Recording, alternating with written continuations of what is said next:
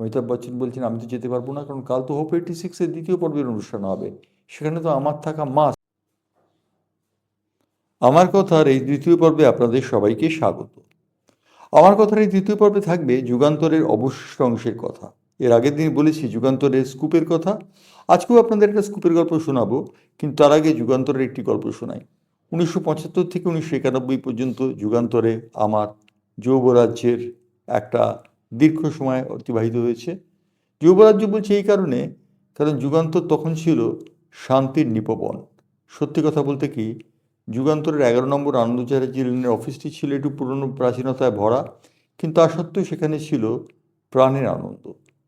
আর আমরা যখন 1986 সালে উঠে এলাম সেই জগদীশচন্দ্র বসু রোডের সুরম্য অট্টালিকায়, যেটি যুগান্তরের বাড়ি বলে চিহ্নিত হয়েছিল, পরবর্তী সময় বিভিন্ন সংবাদপত্রের অফিস হয় সেখানে, এবং সেখানে এখন সুসজ্জিত বিপণী, শোরুম ইত্যাদি রয়েছে, সেখানে চলে এলাম। কিন্তু আধুনিকতায় ভরপুর হলেও সেখানে যেন কোথাও একটা যুগান্তরের জন্য প্রাণ কাঁপত। বাগবাজার স্ট্রিট আর যুগান্তর যেন সিনোনিমাস হয়ে গিয়েছিল। এই যুগান্তরে যখন এলাম তখন অমিতাভ চৌধুরী যুগ্ম সম্পাদকের দায়িত্বে রয়েছেন।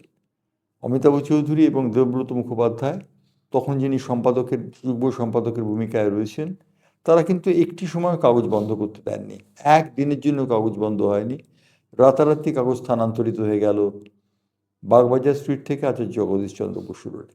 এই আচার্য জগদীশচন্দ্র বসু রোডেই অঞ্জন বসুকে পেলাম বার্তা সম্পাদক হিসেবে। অঞ্জন বসু আমার জীবনের অন্যতম নেতা। এই অঞ্জন বসুর নেতৃত্বে কাজ করেছি দীর্ঘদিন। অঞ্জন বসুর নেতৃত্বে জন্ম হয় সম্ভবত দিনের, কিন্তু সে অনেক পরের কথা। অঞ্জন বসু বুঝেছিলেন আমার মধ্যে হয়তোবা রিপোর্টিংয়ের কোনো আদল রয়েছে।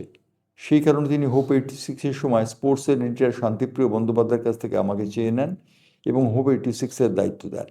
হোপ 86 আপনাদের নিশ্চয়ই স্মরণ আছে যে কলকাতায় বলিউড এবং টলিউডের তারকাদের নিয়ে একটি অনুষ্ঠান হয়েছিল যুবভারতী ক্রীড়াঙ্গনে 1986 সালে। সেই অনুষ্ঠানে কে ছিলেন না?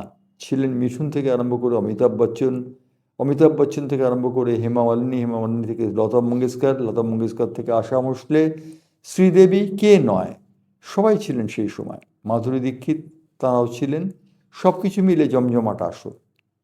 সেখানে সেই আসর চলার সময় প্রথম দিন প্রবল বৃষ্টিতে সে আসর পরিত্যক্ত ঘোষিত হলো। মনে আছে জ্যোতি বসু একটি টুপি মাথায় দিয়ে অনুষ্ঠান দেখতে এসেছিলেন। জ্যোতি বসু তখনকার মুখ্যমন্ত্রী। সেই সময় যখন এই অনুষ্ঠানটি বাতিল হলো, বাতিল হবার পর সব সাংবাদিক যখন চলে গেছেন তাদের নিজের নিজের অফিসে, তখন আমার কেন জানি না মনে হলো আমি একবার এয়ারপোর্ট হোটেলে যাই। এয়ারপোর্ট হোটেলে গিয়ে দেখি ভাঙা হাট কীরমভাবে কাজ করছে। এয়ারপোর্ট হোটেলে গেলাম। এয়ারপোর্ট হোটেলটি ছিল এখনকার যেখানে খাওয়া দাওয়ার আসর বসে, অর্থাৎ এয়ার ইন্ডিয়ার বিভিন্ন ধরনের কিচেন, সেই কিচেনের জায়গাটিতে ছিল airport hotel, Ashok airport hotel. সেই এয়ারপোর্ট হোটেলে আমি যখন গেলাম, হঠাৎ দেখি দিলীপ চক্রবর্তী, ইউনিয়নের এক সম্পাদক, এয়ারপোর্ট কর্মচারী ইউনিয়ন, সেই ইউনিয়নের সম্পাদক আমাকে বললেন, জয়ন্ত তুমি আজ কোথাও যাবে না। আমি কেন যাবো না? কেন? আমাকে তো রিপোর্ট করতে হবে, আমাকে তো অফিস ফিরতে হবে। তিনি বললেন রাত্রি 10:30 11টার সময় তোমাকে একটি চমকপ্রদ খবর দেব, যে খবরটি হয়তো বা তোমার জন্য প্রচণ্ড কাজে লাগবে। তিনি বললেন অমিতাভ বচ্চন এবং রাজীব গান্ধী লাইটনিং কলে কথা বলবেন। রাজীব গান্ধী তখন ভারতের প্রধানমন্ত্রী অথবা প্রধানমন্ত্রী নন, আমার ঠিক মনে নেই। সেই সময়টিতে রাজীব গান্ধী এবং অমিতাভ বচ্চনের লাইটনিং কলে কথা। লাইটনিং কল মানে সমস্ত কল অফ করে সেই কলটির কথাবার্তা হবে। ঠিক রাত্রি 10:30 নাগাদ দিলীপ চক্রবর্তী আমাকে নিয়ে গেলেন সেই টেলিফোন রুমে।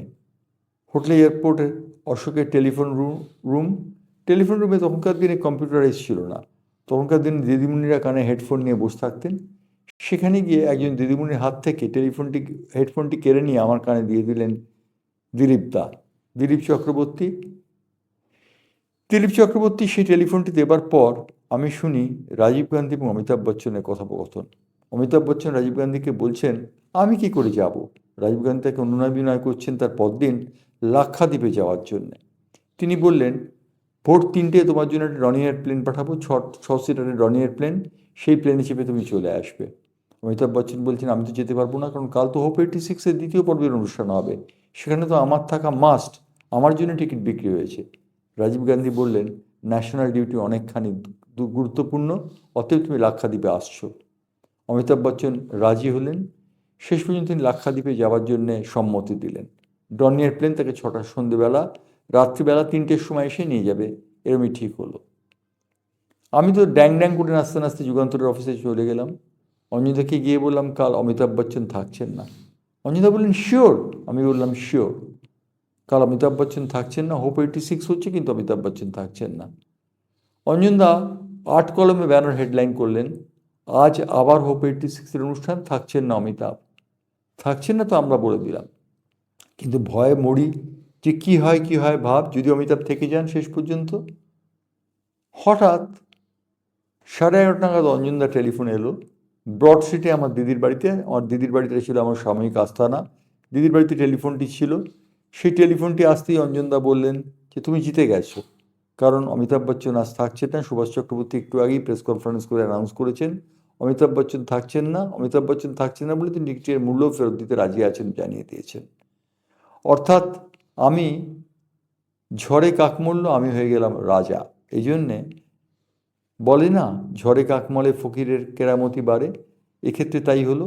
সমস্ত ক্রেডিটটি যায় দিলীপ চক্রবর্তীর কাছে, ক্রেডিটটি গেল আমার কাঁধে, কারণ আমার বাইলাইন দিয়ে খবরটি বেরিয়েছিল। খবরের পেছনে এরকম নানান ধরনের খবর রয়েছে। এই খবরের পেছনে খবর করতে করতে একদিন যুগান্তর বন্ধ হয়ে গেল। যুগান্তর বন্ধ হওয়ার পর সংবাদ প্রতিদিন চালু হলো। অঞ্জন বসুর নেতৃত্বেই সংবাদ প্রতিদিন। সে অন্য কাহিনী, সে অন্য গল্প। সে গল্প আপনাদের শোনাবো আমার কথার পরবর্তী পর্বে।